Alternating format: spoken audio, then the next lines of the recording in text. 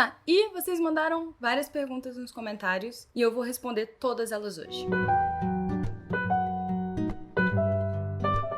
Eu fiz um vídeo respondendo perguntas de vocês, também fiz um vídeo com meu marido respondendo perguntas de vocês. E tanto nesse vídeo quanto em todos os outros vídeos, eu peguei perguntas que eu ainda não respondi, ou que eu não respondi tanto lá. Algumas eu até respondi lá, mas eu achei legal gravar em vídeo. Também deixei lá na aba comunidade aqui do YouTube, que a gente tem uma abinha lá, comunidade, uma foto para vocês mandarem também perguntas lá.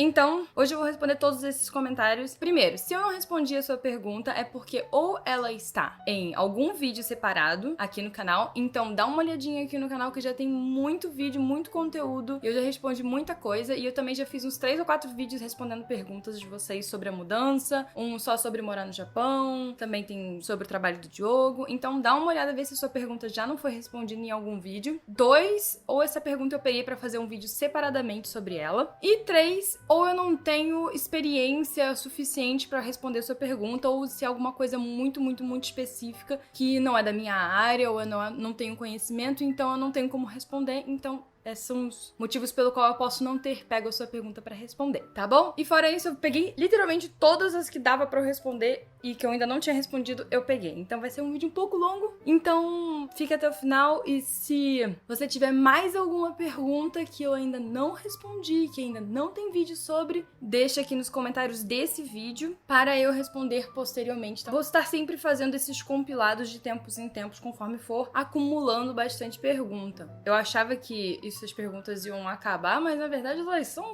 vocês têm muitas dúvidas e muitas dúvidas muito boas. Então, eu vou botar aqui a imagenzinha da pergunta de vocês. E de vez em quando pode ser que eu abra pra perguntas no meu Instagram, então também me segue no Instagram, porque de vez em quando eu também tô abrindo lá pra perguntas e respondendo lá mesmo. Então, se você tiver alguma dúvida, pode ser que eu tenha respondido no Instagram também. Vai lá no meu Instagram, me segue lá. Então vamos lá, do começo. Como é a saúde aí? Quero dizer, se você tem que ir a um médico, eu sei que não tem um SUS aí. Então, médicos aqui, eu ainda não tive que ir em nenhum, mas a gente teve que ter conhecimento disso antes de vir. Todo mundo aqui tem que um seguro de saúde obrigatório. Eu falei sobre isso em um vídeo meu sobre taxas e valores e sobre quanto custam as coisas aqui. Eu expliquei bem de leve sobre isso. Todo mundo no Japão, toda pessoa que é residente do Japão, sendo ela estrangeiro ou japonês, ou residente permanente, independente disso, se você tá morando aqui, você é obrigado a pagar um seguro de saúde. E esse seguro de saúde funciona mais ou menos como um plano de saúde, e tem o seguro do governo e o seu emprego, como por exemplo o emprego do Diogo, nos dá um seguro de saúde específico um pouquinho melhor do que o do governo. E esse valor já é descontado, o meu e o dele já é descontado direto do salário dele. É uma taxa de, eu esqueci agora, mas eu falei no meu vídeo de preços e valores, é uma porcentagem X que eles tiram do seu salário, se você for full time, né? Se você for part time, né? Ou baito, ou meio período, ou freelance, você tem que pagar o do governo, mas se você for full time, né? Tiver um emprego fixo, geralmente já é descontado direto do seu salário. E aí, esse valor, geralmente é como se fosse um plano de saúde, mas você paga uma porcentagem na hora da consulta e o governo paga o resto. A gente ainda não precisou ir ao médico, então eu sei disso muito por cima ainda. E num dia que a gente for, eu faço um vídeo explicando melhor sobre toda essa parte médica, tá bom? Então tá bom. Próximo. Quanto leva para vocês poderem aplicar para residência permanente? Aqui no Canadá você pode entrar com um pedido a partir de 6 meses de visto de trabalho, e se for aprovado, leva mais 6 meses para sair. Até onde eu sei, para você se aplicar para residente permanente aqui, você tem uma quantidade de pontos que você tem que fazer e você tem que ir preenchendo. Depende também do tipo, como aqui não é só visto de trabalho, existem vistos diferentes de trabalho, como por exemplo, um visto específico para cada tipo de trabalho. Então o Diogo tem um visto específico para o tipo dele de trabalho, né, de engenheiro de software, e você pode ter vistos diferentes. Cada visto tem um peso. Se você tem formação, tem outro peso, dependendo da sua idade tem outro peso, dependendo do quanto tempo você tá morando no Japão tem outro peso. E aí você faz essas contas todas e aí você se aplica. Eu acho que visto de estudante não entra, mas visto de trabalho sim. A gente não sabe quando, a gente tem que dar uma olhada pra saber. Eu acho que, dependendo do tipo de visto, você vai precisar ficar 1 ano com esse visto, 5 anos, enfim. Eu acho que o tempo máximo é 5 anos pra você conseguir tirar o visto de residente permanente, mas dependendo do visto pode ser menos. Pode ser 1 ano, 2, 3, até 5. O seu nível de proficiência de japonês também conta. Eu não sei quanto tempo leva pra esse visto residente ficar pronto, afinal, nunca me apliquei. Mas tem um vídeo de uma outra moça que mora aqui no Japão, acho, mas o vídeo dela é em inglês. Ela tem um sotaque porque ela é espanhola, mas eu vou deixar aqui nos cards que ela explica exatamente o processo dela de visto. Mais uma vez, o processo dela pode ser diferente do processo que eu vou ter, pode levar tempo diferente, porque sempre vai depender do tipo de visto que a pessoa tinha anteriormente para tirar o visto de residente. Por que não pode comer na rua? Tipo, comprar uma coisinha numa loja e ir comendo até onde você estava indo, é falta de respeito pra eles? Por quê? Sim, aqui no Japão existem várias que eles chamam de non-spoken rules, né? Que são regras de leis não faladas, que não tem nada por escrito, que são parte do costume deles, como por exemplo tirar o sapato pra entrar, algumas formas de falar, de se cumprimentar, e uma não comer na rua é uma delas. Também tem jeito que você bota o hashi em cima da mesa, que são coisas que estão no costume deles do dia a dia e que viraram tipo regrinhas e que são mal vistas pela sociedade, né, japonesa, se você as faz. Então uma delas é comer na rua, porque aqui a cidade é extremamente limpa e você não encontra lixos na rua. Se você tá com alguma coisa pra jogar fora, ou você vai numa combini e joga fora, ou se for uma lata, uma coisa de bebida, geralmente do lado das vending machines, as máquinas automáticas têm um lixo específico para bebida, que é ou lata ou garrafa, mas lixo assim de papel, ou você tem que entrar numa loja, entrar num shopping, entrar numa combini pra jogar fora. Então as pessoas não têm esse costume de ficar comendo na rua, não comem no trem, não comem no metrô, não comem na rua, geralmente elas param onde elas estão, comem, terminam de comer e vão embora. Se você comprou alguma coisa na combini, ou você vai comer, geralmente tem a maioria das combinis tem uma areazinha assim na frente, algumas têm até cadeirinhas pra você sentar, ou algumas são dentro de shoppings ou dentro de prédios comerciais, então elas geralmente têm lugares pra você sentar, ou se elas são na rua, geralmente elas têm um recuozinho de estacionamento que as pessoas ficam lá e comem lá e depois elas vão embora. As bebidas de vending machine, geralmente eu paro pra poder beber, eu não bebo andando, que também não é bem visto. E eu acho que é mais por conta de sujeira, de lixo, né? Das pessoas acharem que se você tá comendo na rua, você vai sujar tudo. Uma educação deles. Com o tipo de vistos que vocês têm, pode entrar e sair do Japão? Sim, o visto que a gente tem, a gente entra e sai com... A gente só precisa depois... Aí quando a gente entra, a gente tem que passar na imigração e pegar um visto de reentrada. É isso que tem que fazer. Mas o nosso visto de trabalho, geralmente você pode entrar e sair normalmente. Ainda mais que o nosso visto tem validade de 5 anos, a gente não vai ficar preso aqui 5 anos. Mas visto de estudante tem que ver, eu acho que depende do tipo de visto de estudante. Como eu falei, aqui sempre tem milhares de tipos de visto. Tem milhares de tipos de visto de trabalho e vários tipos de visto de estudante. Como eu falei no meu vídeo sobre 5 maneiras de vir pro Japão, tem visto de estudante de língua, visto de estudante de ensino médio, de faculdade, de pós-graduação, de pesquisa. Então, você sempre tem que dar uma olhada de qual é o tipo de visto que você vai ter, o que ele te dá direito. Porque tem alguns que dão direito a dependente, alguns não dão, alguns dão direito a você entrar e sair, alguns não dão, e por aí vai. Então, dá uma olhada se você passou por uma bolsa, se você vai se aplicar para alguma coisa, dá uma olhada exatamente qual é o tipo de visto que você vai ter. Júlia e Diogo pretendem tirar a habilitação? O Diogo não tem habilitação nem no Brasil, quem dirige sou eu. Eu tenho carteira, eu tirei já tem bastante tempo. Eu sempre dirigi lá no Brasil, sempre não, né? Desde que eu tirei carteira já tem, sei lá, quanto tempo. Já tem quase 10 anos que eu tenho carteira de motorista. Meu Deus!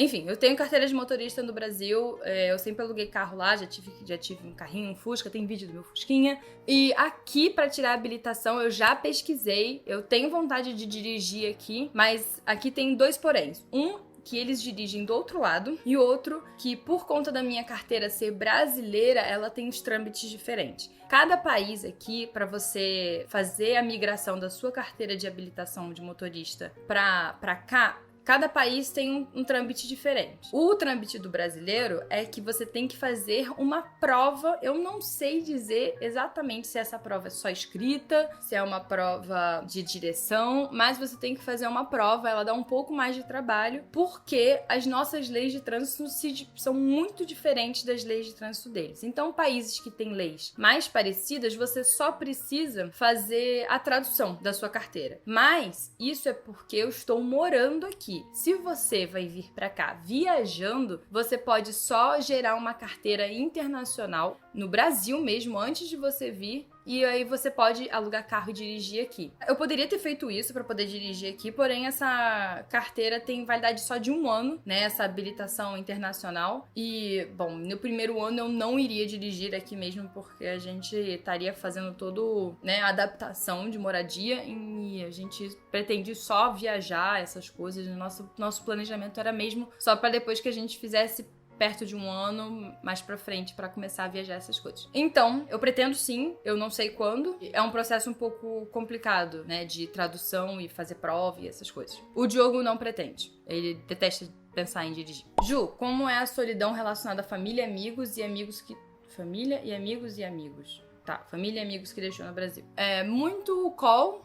Falo todo dia com os meus pais, com meu irmão. Meu irmão já, né, já tá morando fora já há bastante tempo. Os meus amigos também falo sempre. Os meus amigos que jogavam comigo, a gente ainda continua jogando, só que agora online. E aí eu de manhã aqui, eles de noite lá, eles de manhã lá, a gente de noite aqui. Internet tá aí pra isso, gente. Tem que lidar com isso. A gente continua conversando e finge que como se nada tivesse acontecido e evita ficar pensando que eles estão longe. Pelo menos é isso que eu faço. E em questão de solidão, eu não sinto solidão, eu acho que é uma palavra muito pesada, ainda mais porque eu tô aqui com o Diogo e eu acho que se eu tivesse sozinha, talvez tivesse pesado bastante, eu acho que ele pensa o mesmo. Nós dois juntos, fica muito mais leve a gente ter que lidar com isso de estar em outro país, 2 pessoas. Então, eu acho que vir sozinho teria sido bem mais difícil se eu tivesse vindo aqui estudando ou qualquer coisa parecida, que era um dos meus planos. E vir com ele facilitou muito, dar uma acalmada, saber que você tá com alguém aqui que é família, que enfim. E é isso. Tem como ter visto permanente sem se casar e ser sem descendente também? Sim, tem. Como eu disse, vai depender. São aqueles, né, esquema de pontos. Não precisa estar casado pra vir pra cá. O Diogo, ele não é descendente. A gente tá casado porque a gente tá casado, mas ele arrumou um emprego aqui, ele não é descendente. Então você não precisa ser descendente pra vir morar aqui, você não precisa ser descendente pra transformar o seu visto em permanente, mas você não consegue vir pra cá com visto permanente. Você precisa passar por esse processo de estar com um visto X e fazer esse esquema de pontos pra poder tirar o visto permanente. Então eu não sei como que é descendente, não sei se descendente você já vem pra cá com visto permanente, não sei, mas não descendente você precisa ter um visto, sendo ele de trabalho, principalmente, ficar um tempo aqui, fazer o esquema de pontos e ver se você se habilitou para tirar o visto permanente. Você também não pode ter, né, passagem criminal, essas coisas. Tem várias coisas que você não pode ter e que você tem que ter para poder tirar esse visto permanente. E tem vários pesos, tipo idade também conta, estado civil também conta, se você já veio pro Japão anteriormente também conta. Tem várias coisas que contam para você tirar esse visto permanente. Ok? Ok. Tem como levar pets pro Japão? Tenho 2 cachorros, seria muito bom levá-los. Forte abraço e um ótimo vídeo. Muito obrigada. Abraço pra você também. Então, tem sim. Eu não tenho pets aqui no Japão, tenho no Brasil, mas eles ficaram na casa dos meus pais. Eu preferi não levar, porque quando eu fui ver o processo de trazer animais, eles têm que ficar em quarentena, independente do troubles que tá acontecendo aqui, no mundo inteiro. Eles têm que ficar de quarentena, eles têm umas vacinas que eles têm que tomar, tem todo um processo, é um gasto que você tem que gastar pra cada pet. Se você tem 2, então vai ser um gasto muito maior. Sigo pessoas que moram aqui que trouxeram pets. Eu não sei exatamente como é o processo, mas eu sei que dá sim pra trazer. Eu não sei se depende do tipo de visto que você tem. Mais uma vez, o tipo de visto que você tem é muito relevante pra outras coisas que você vai precisar aqui no Japão. Então eu não sei se o tipo de visto afeta se você pode ou não trazer o seu pet. Então, como eu disse, sempre veja qual é o tipo de visto que você vai ter, se você tá vindo ao trabalho, se você tá vindo estudante. Lembre-se de que ele vai ficar, sim, um tempão, muito tempo esperando. Então, por exemplo, se você tá vindo como estudante e você vai ficar aqui só um ano, não vale a pena você trazer seus bichinhos, porque eles vão passar por um processo rigoroso de quarentena, de remédio, de vacina, pra ficar pouquíssimo tempo com você. Então, a não ser que você queira ficar aqui a longo prazo, muito tempo, pra sempre, traga os seus pets. Se não, deixa eles com alguém, que nem eu fiz, deixa eles com seus parentes, porque é um processo muito ruim, eles têm que ficar numa quarentena que é horrorosa. Veja certinho o seu tipo de visto. Esse corpo todo tatuado não atrapalha para morar no Japão? Ainda não atrapalhou. Eu trabalho de home office, eu não tenho um trabalho full time aqui no Japão. O meu marido tem um trabalho full time, mas ele também tem tatuagem e também não atrapalhou ele. Eu tenho um vídeo sobre por que tatuagem aqui no Japão é proibido, mas não necessariamente é proibido. As pessoas só olham com olhares diferentes. Eu não diria nem que são olhares de reprovação, mas uma coisa que eu reparo muito é que agora no verão eu tô saindo de short, de saia, sem casaco, com as tatuagens bem à mostras. E eu sei que elas chamam muita atenção, afinal elas chamavam muita atenção no Brasil. Aqui não vai ser diferente, as pessoas sempre me pararam pra perguntar das minhas tatuagens. E aqui o que elas fazem é encarar absurdamente. Mas, tipo, encarar muito e se eu olho pra cada pessoa, a pessoa nem desvia o olhar. Ela tá, tipo, realmente encarando. Algumas pessoas, eu acho que elas só ficam surpresas pelo tamanho, que chama atenção a cor. Nunca me impediram de entrar em nenhum lugar, nunca me impediram de fazer nada, nunca me barraram em nenhum lugar. Ninguém nunca me xingou, ninguém nunca fez nada comigo. Todas as vezes que eu saí na rua foram super tranquilas. O governo japonês, depois que foi decretado que aqui seria as Olimpíadas, que foi o país, Tóquio foi a cidade que teria sido escolhida as Olimpíadas, eles iam abolir essa proibição, porque não existe uma lei no Japão que você não pode ter tatuagem em certos estabelecimentos. O estabelecimento cria sua própria regra e se ele não quiser servir pessoas com tatuagem, ele não serviria. E isso era mais comum em estabelecimentos mais tradicionais, como izakayas, ryokans, que são estalagens de hospedagens tradicionais, onsens, né, que são os banhos termais. Então, nesses lugares eram onde as pessoas eram mais proibidas e tinham as plaquinhas dizendo que não poderiam entrar. Se você quer saber por quê, vai no meu vídeo que eu explico. Porém, isso tá mudando, né? Cada vez mais o Japão tem mais chegada de estrangeiros, tanto de turismo quanto pessoas que estão morando aqui, e então eles estão tentando tirar esse preconceito que eles têm com pessoas tatuadas. Isso é uma coisa muito de antigamente. Vai lá no meu vídeo que eu explico melhor. E agora eles estão cada vez menos tirando esse tabu aí. Mas por enquanto não me atrapalhou e eu simplesmente ignoro as pessoas olhando, eu simplesmente ignoro que eu tenho tatuagem e eu vou fazendo as minhas coisas, independente de ter tatuagem ou não. Se um dia me barrarem de entrar, eu vou falar, bom, tá bom então. Fazer o quê, né? Não vou também discutir com a pessoa. Sobre o custo de vida no Japão, você vê muitas diferenças do poder de compra que tu pode ter comparado ao Brasil? Sobre preços de coisas, taxas, etc. E sua tatuagem de Sakura Card Captors é muito linda, não sei direito se o coração é referência a Sailor Moon, porém é linda. Sim, é a Sailor Moon e Sakura Card Captor, é assim.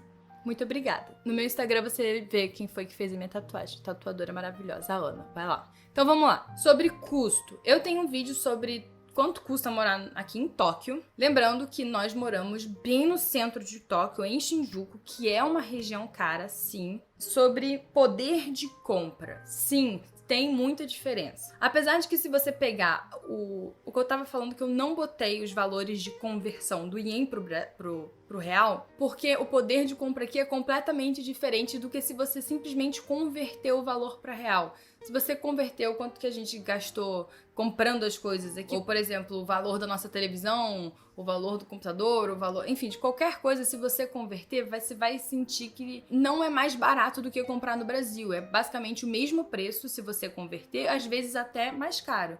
Mas por que isso acontece? Porque o ien, ele tem muita variação de acordo com o dólar pro Brasil. Então, o dólar aí agora está a 5, 6 reais. No momento que grava esse vídeo, que é no de junho de 2020. Se o dólar tiver 1, 2 reais, então as coisas aqui vão aparentar estar mais baratas pro Brasil. Porém, aqui não faz diferença. Se eu tô ganhando em ien, não faz diferença quanto que tá custando no Brasil, quanto que tá custando na conversão. Então, quando eu fui fazer a minha pesquisa de valores e taxas e tudo mais, eu já pesquisei logo tudo em ien sem converter, porque eu já sabia que o Diogo ia ganhar em ien, a gente já sabia quanto que ele ia ganhar, já tava pesquisando as coisas em ien como se já estivesse morando aqui, e eu falo pra você fazer o mesmo, não converta. Se você estiver pesquisando pra vir morar aqui no Japão, não converta os valores, faça sua pesquisa toda em ien, porque você vai estar ganhando em ien, ok? Ok, então vamos lá, poder de compra. Aqui as pessoas ganham muito melhor. muito melhor. Se você for comparar o mesmo emprego que a pessoa que você vai ter aqui e no Brasil, você vai estar ganhando muito mais. Os pequenos e salários que você ganha aqui, como os baitos e tudo mais, você ganha melhor do que os pequenos empregos que você vai ter no Brasil. O poder de compra aqui é muito maior. As pessoas ganham melhor, as pessoas, apesar de parecer que estão gastando mais, mas saindo da região de Tóquio você gasta até bem menos. E tem algumas coisas aqui que realmente não faz sentido, como por exemplo, comprar comida no mercado sai muito mais caro do que se você comprar comida pronta na Combini, o que não faz muito sentido. Tem algumas coisas aqui que são muito surreais, como isso de comida ser muito caro, comida fresca ser muito caro, né? Tem várias pessoas, vários vídeos falando sobre isso e várias trendings no Reddit falando sobre isso. Mas em compensação tem algumas coisas aqui que são muito baratas de comprar. Enfim, as pessoas aqui ganham melhor, tem algumas coisas aqui que são realmente caras e tem algumas coisas aqui que são super acessíveis por conta do quanto você ganha, mas se você converter, você não vai ver diferença. Eu acho que é isso que eu queria dizer. Eu espero que você tenha entendido. Ter descendência japonesa facilita muito mais a vida no Japão. Pessoas negras tendem a ter maiores dificuldades em arrumar emprego e etc. no Japão. Eu não posso falar por pessoas negras, porque, como você pode ver, eu não sou uma pessoa negra. Eu não tenho essa experiência nem no Brasil, nem no Japão. Ter descendência eu também não sei se facilita, porque eu também não sou descendente. Mas eu quis botar essa pergunta aqui, porque é uma pergunta muito comum. Você não precisa ser descendente pra vir morar no Japão. São dois jeitos diferentes de você vir pro Japão. Você sendo descendente, você vai vir de um jeito, você vai ter outros esquemas. A maioria dos descendentes acaba trabalhando em fábrica, mas não necessariamente se você é descendente, você vai trabalhar em fábrica, você pode arrumar um emprego do mesmo jeito que o Diogo arrumou um emprego. A única diferença é que você vai ser descendente, e aí o seu processo de visto vai ser diferente. Então, você só precisa saber o que você quer vir fazer aqui no Japão. Você quer vir trabalhar, você quer vir estudar, você só quer sair do Brasil de qualquer maneira possível, independente do que tá rolando. A gente veio com o intuito de vir morar e a gente sabia que tinha oportunidade de trabalho pro Diogo, que a área dele aqui tem muitas oportunidades de trabalho. Independente se você é descendente ou não, se você quer vir estudar, se você quer vir trabalhar, se você quer vir... Não sei, gente. Eu acho que a única diferença de você ser descendente é que se você tiver traços japoneses, as pessoas vão te tratar diferente. E o processo de visto que você vai ter vai ser diferente. Então, mas você não precisa ser casado com japonês, você não precisa ser descendente pra vir morar no Japão, tá bom? Tá bom? Então tá bom. Como é a distribuição de mídias ocidentais por aí? Livros, desenhos, filmes e as notícias pop ocidentais têm relevância a ponto de passarem na TV ou só na internet mesmo? Então, eu não tenho televisão. Quer dizer, eu tenho uma televisão, mas eu não tenho canais de televisão a cabo no Japão. Eu e o Diogo não temos costume de ver televisão. A gente liga a TV pra ver YouTube, ver série e essas coisas. Então vamos lá. Agora sobre distribuição de mídias ocidentais por aí. Eles têm cinema, e os cinemas têm estreias de filmes ocidentais normais, do mesmo jeito que tem no Brasil. Livros, desenhos e filmes. Eu não vejo muito HQ aqui, em questão de HQ de cultura pop, essas coisas. Tem muito mais mangá do que HQ. Mas em questão de merchandise e coisas nesse sentido, é bem mais difícil de encontrar coisas, por exemplo, da Marvel, né, da DC, nesse sentido. Então aqui a cultura local, otakuzona, anime, é muito maior do que cultura de Marvel, DC, comics, nesse sentido. Se você estiver falando sobre esse tipo de cultura pop, que eu acredito que seja. Então a cultura anime meio mais esmagadora em relação a isso. Então, basicamente, se você não gosta tanto de anime, prefere DC e HQ e essas coisas assim de cultura pop, talvez o Japão não seja lugar pra você. Mas se o peso de animes e cultura japonesa, otaku, essas coisas é maior, aí sim é que você vai ficar enlouquecido. Eu acredito que eles sejam exatamente o oposto, assim, dos Estados Unidos, que deve ter muito mais coisa, assim. A não ser a Disney. Tem a Disney, uma Disney aqui, a Disney Tóquio, que tem uma loja da Disney, tem várias coisas da Disney aqui. E Disney realmente tem muito peso, tem uma loja da Disney em Shibuya, que é bem grandona. A Disney realmente tem muito peso, eles amam as coisas da Disney. Ah, eu já vi uma loja do Harry Potter. Mas assim, é muito menos do que... Eu até acho que é muito mais difícil de achar. Por exemplo, quando eu vi a loja do Harry Potter, eu fiquei, caralho, a loja do Harry Potter. Porque realmente é muito mais difícil de encontrar essas coisas do que no Brasil, eu acho. Que, por exemplo, você encontra em grandes lojas, como por exemplo, Renner, Riachuelo, e aqui não tem isso. Só se você encontrar em lojas específicas. Tipo, as coisas do Star Wars, você tem que encontrar na loja da Disney. E também tem a Universal, o parque da Universal, que talvez você encontre mais as coisas de Harry Potter, essas coisas, mas fica em Osaka. Na televisão, quando a gente ficou em Airbnb, essas coisas que a gente ligava a televisão pra ver o que tava passando, só passa coisa de japonês. Só passa programa japonês, só passa dorama em japonês, só passa anime em japonês, desenho em japonês. Então todas as vezes que eu liguei a TV aqui, só tinha coisa em japonês. Não vi nada relacionado ao Ocidente. É bem menos do que no Brasil. Vale a pena fazer um curso para aprender japonês ou é melhor estudar em casa com métodos e aplicativos de animes e mangás? Eu fiz um vídeo sobre isso. Sobre qual é o melhor método para aprender japonês. E isso vai depender muito de você. Eu não gosto de não ter um tutor, um professor ou um curso para seguir. Eu prefiro usar os aplicativos, animes e mangá como um extra no meu estudo. Mas se você é uma pessoa que se adapta super bem em ser autodidata e aprender sozinho, se você acha que você tá evoluindo bem, vai, cara, continua fazendo o que você tá fazendo. Mas se você acha que você travou, que você não tá conseguindo, que você não tá evoluindo, que você tá andando pra trás, que você não tá andando pra frente, que você tá há meses tentando aprender uma forma gramatical e não tá conseguindo, aí sim eu acho que vale a pena. Desculpa aí se mudou um pouquinho o ângulo. O vídeo tá muito grande. Vamos tentar ser um pouco mais eficiente, um pouco mais rápido. Vamos lá. Então, se você acha que você tá andando pra trás, se você não tá conseguindo, sim, eu acho que vale a pena. Pra mim, valeu super a pena arrumar um professor, arrumar um guia, um mentor, enfim, o que você queira chamar. Pra mim, valeu super a pena, principalmente pra evoluir mais rápido. E evoluir com foco. Veja o meu vídeo sobre o melhor método de aprender japonês. Você já sentiu que alguém estava escrevendo coisas difíceis ou falando de forma difícil só pra você não entender? Sim e não. Se você estiver falando sobre japonês, sim, mas eu acredito que quando a pessoa escreveu isso não foi com essa intenção, e aí eu avisei pra ela, eu falei, olha, o que você está escrevendo não estou entendendo, e isso está sendo muito ruim e muito chato, e você está parecendo um babaca. Então aí a pessoa pediu desculpas e não fez mais isso. E é assim que eu lido com as pessoas. Eu aviso pra elas quando elas estão me incomodando, ou quando elas estão sendo babacas, ou quando elas estão sendo rudes. Eu gravei um vídeo sobre essa situação de como ajudar as pessoas que estão aprendendo japonês, enfim, situações que eu passei, de pessoas que me desmotivaram, ou que, enfim, fizeram coisas que eu não gostei quando eu tava aprendendo. Então eu vou deixar esse vídeo também aqui nos cards. Se eu não botar, gente, peço perdão, me cobrem nos comentários. Mas eu vou botar a playlist ali também. E eu tô falando que eu vou botar um monte de vídeo aqui, só que os cards, eles têm um limite de quantidade de vídeo. Então, se tiver um monte de vídeo aqui e não tiver o vídeo que eu tô falando exatamente específico, procura no canal, porque provavelmente eu cheguei no limite ali de quantidade de vídeo que eu posso botar no card. Próximo, na sua opinião, o que um japonês mais gosta em um estrangeiro? Que eu acho que eles ficam mais fascinados,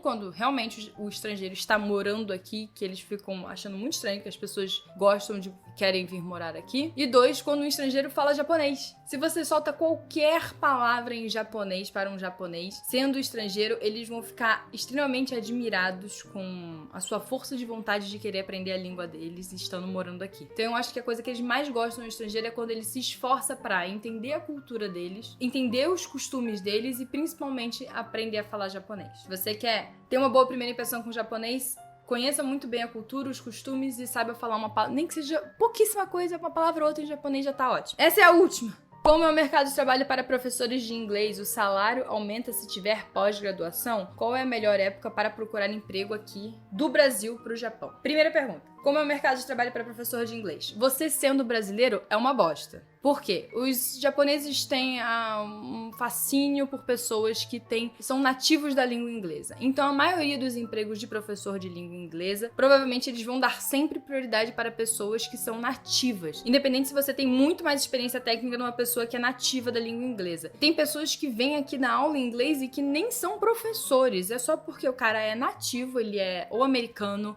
ou inglês, ou australiano, qualquer pessoa que venha de um país de língua inglesa, eles vão sempre dar uma prioridade. O salário aumenta se tiver pós-graduação? O salário sempre vai aumentar se você tiver pós-graduação. Quanto mais estudo você tem, maior pode ser o seu salário. Mas isso sempre vai depender da sua área. O que eu faria é dar uma pesquisada. Dar uma pesquisada nos requisitos básicos para o emprego que você quer. Se é professor de inglês, então vai nos sites de emprego. Eu tenho um vídeo só sobre como arrumar emprego fora do Brasil, não necessariamente específico para o Japão, mas também eu foco muito aqui porque foi para onde a gente veio, mas tem várias dicas muito valiosas lá que foram dicas que o Diogo usou e que meus parentes usaram para arrumar emprego fora. Então dá uma olhadinha lá. Você tem que pesquisar a sua área em sites de emprego, sendo LinkedIn, Indeed, sites específicos do Japão, Japão Jobs, Jobs in Japan, coisas nesse sentido.